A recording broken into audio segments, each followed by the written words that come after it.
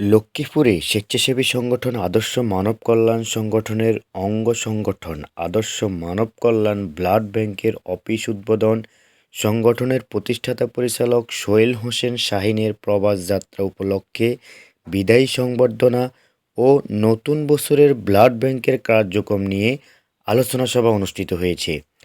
পহেলা জানুয়ারি বুধবার বিকেলে শহরের উত্তর মোহনী নিউ মার্কেটের দ্বিতীয় তলায় এ আলোচনা সভা করা হয়। আদর্শ মানব কল্যাণ ব্লাড ব্যাংকের সভাপতি মোহাম্মদ হৃদয় এর সভাপতিত্বে, সাধারণ সম্পাদক মোহাম্মদ মামুন এর সঞ্চালনায় এতে প্রধান অতিথি ছিলেন আদর্শ মানব কল্যাণ সংগঠনের উপদেষ্টা মিল্লাদ হোসেন শামীম। বিশেষ অতিথি ছিলেন সাংবাদিক আব্দুল মালেক নীরব, সংগঠনের পরিচালক হোসেন মোহাম্মদ মাসুদ।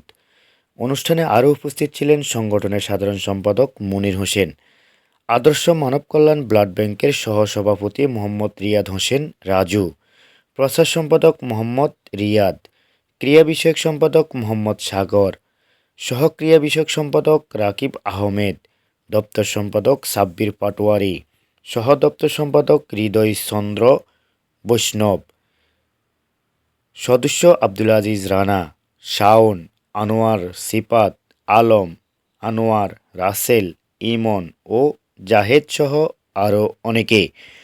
অনুষ্ঠানে আদর্শ মানব কল্যাণ ব্লাড ব্যাংকের সভাপতি হৃদয় তার অক্লান্ত পরিশ্রমে এখন পর্যন্ত প্রায় বিভিন্ন রোগীকে ২,০০০ ব্যাগ রক্তদান করেছেন।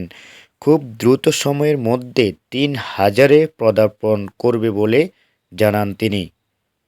আমজাদ হোসেন, বৈশাখীর নিউজ, লক্ষ্মীপুর।